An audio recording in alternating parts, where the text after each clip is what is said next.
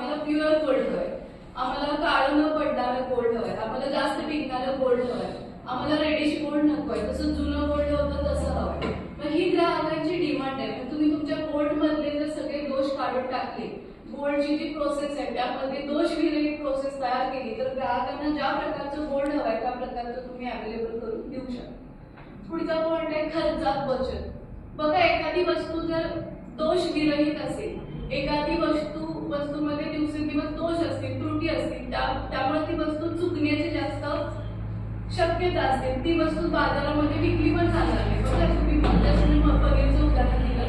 तुमचं जर पनीर असेल ते खूप हार्ड होत असेल तर ते पनीर काही कालावधीनंतर मार्केटमध्ये विकलं जाणार नाही, कस्टमर्स त्याला खरेदी करणार नाही. त्यामुळे तुमचा जो पनीर बनवण्यासाठी जो खर्च आलाय तो खर्च वेस्टेज झाला आहे. तसंच कुठल्याही वस्तू असेल त्या वस्तूमध्ये भरपूर साऱ्या गोष्टी असतील, भरपूर सारी खराबी असेल तर ती वस्तू मार्केटमध्ये विकणार नाही.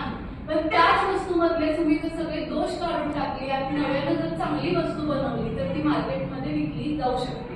त्यामुळे तुमचं जे वेस्टेज होणार आहे ते वेस्टेज होणार नाही, तुमच्या खर्चामध्ये बचत होणार आहे.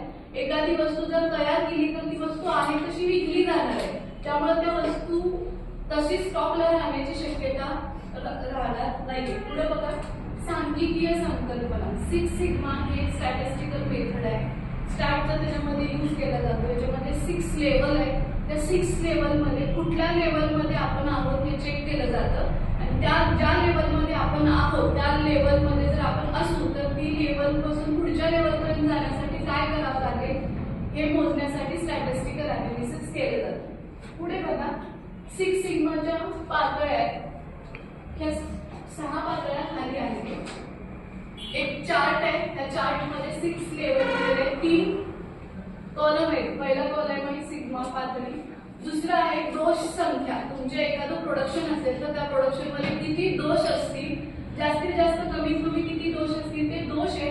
आणि नेक्स्ट आहे निर्दोषता प्रमाण.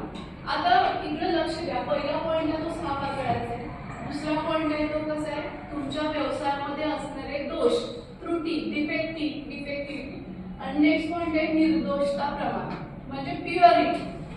दोषांची संख्या कमी असणारे आकडे इथं दिलेले.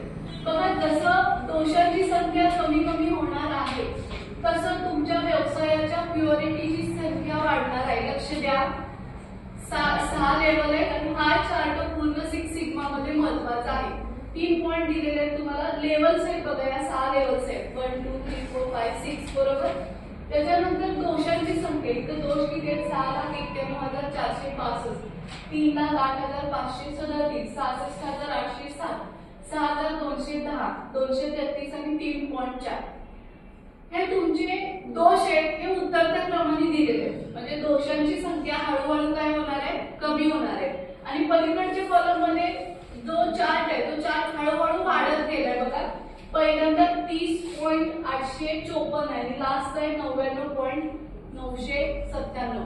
म्हणजे जसं जसं तुम्ही तुमच्या व्यवसायामध्ये दोष कमी करणार आहात तसं तसं तुमच्या व्यवसायाची गुणवत्ता काय होणार आहे, वाढणार आहे. निर्दोषता काय होणार आहे, वाढणार आहे. प्युअरिटी काय होणार आहे, वाढणार आहे. जशी दोषांची संख्या इथं बघा 3.4, म्हणजे तुमच्या व्यवसायामध्ये दोष फक्त 3.4% इतकेच राहिले.